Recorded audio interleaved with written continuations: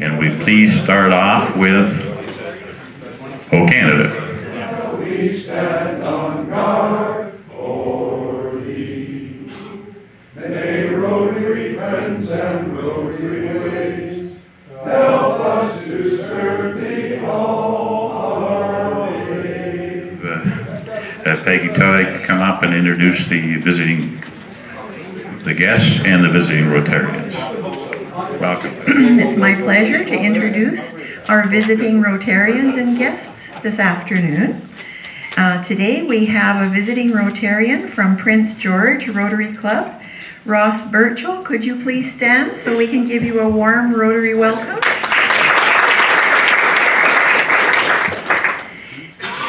And we also have Wayne McStravick, who is here today, guest of Ken Wall. Wayne McStravick's a longtime friend of mine. We were in Kinsman together years and years ago, and he owns Caps Cleaners. When we were introducing the guests, we didn't mention her. Please stand up and say hello. This is our student here. We want her experience in Canada to be something that she'll never forget. We're going to make sure it's bright. So I'll let David Call come up and do the introduction, and then you'll see what happens. So today we have friend Peter Evans, and as I said last week, Peter is an ex-RCMP sergeant. I thought he was going to tell us about his escapades in the far north, but he tells me that since this is a family event, he can't disclose a lot of those escapades. So today he's going to talk about terrorism. He served in locations across Canada, including Ottawa, where he was the first dedicated counter-terrorist. He was with the first counter-terrorist unit in Ottawa. He is now a management consultant with a number of firms in risk management and preparing for emergency disasters. Whenever I get around technology, it doesn't work.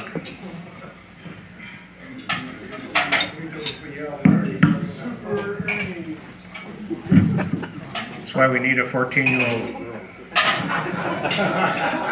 This is the best we can do.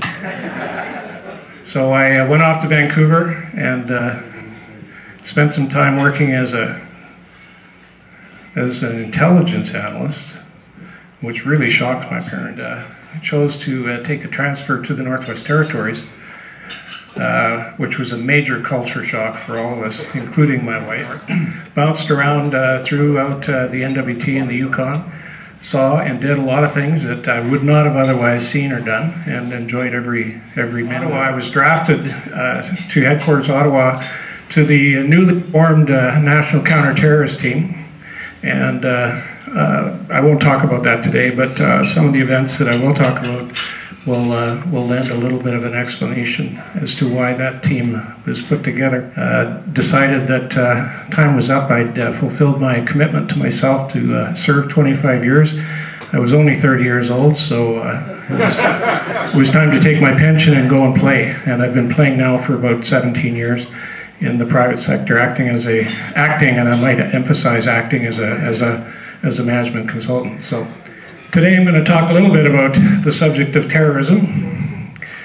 We hear a lot about it these days. It's election time, so we're hearing more and more about it, and I expect that as we get closer to the election, we're going to hear even more. So today's theme is fact or fiction. Early terrorists were fairly simple. Single cause, quite willing to negotiate, and actually, for the most part, abhorred the killing of innocent people. But that's changed. We have categorized terrorism now into domestic, international, transnational, and according to various ideologies. Canada is not new to terrorism. Terrorism goes back to the mid-1800s. In 1864, John Wilkes Booth came to Montreal to receive payment for his role in the assassination of Abraham Lincoln. And that could qualify, it would qualify today as an act of terror. 53 known terrorist entities listed by the Canadian government in Canada. Could be said that Louis Riel was the first known Canadian terrorist, as you know the story. He was the founder of Manitoba, a member of Parliament, who was executed in 1885 for his role in the Red River and Northwest Rebellions. The most lethal attack in our history, in 1985, committed by Canadian Sikh extremists.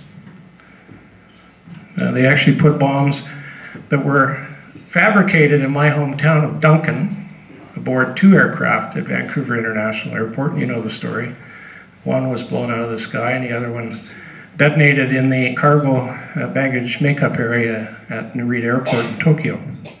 And this chap here, Ahmed Rosam, actually came through Victoria. You'll remember the story. He was apprehended by US border officials in Port Angeles after he'd driven across the Coho with a car. Couture Rouleau, as you know, was responsible for running over 2 Canadian Forces, senior Canadian Forces officers in Quebec. Sergeant at Arms Kevin Vickers and I actually worked together in the RCMP years ago on homicide unit, and I wasn't surprised to hear that he was in the thick of this when it happened in Parliament. And then we have these 2 individuals, and I'm sure we're all very familiar with them. Their trial was just held, they were convicted, and now the question is, were they entrapped? So our present-day terrorists, as I said, have become much more sophisticated. They often have more than one motive. They're less likely to negotiate. They're well educated, they're well funded, they're well organized, they have a global reach, and greater lethality. They are truly dangerous people.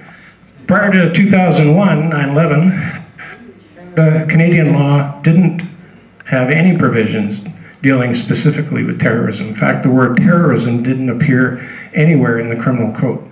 The challenge, as I said earlier, is to not overreact. So getting it right matters, and that's a challenge.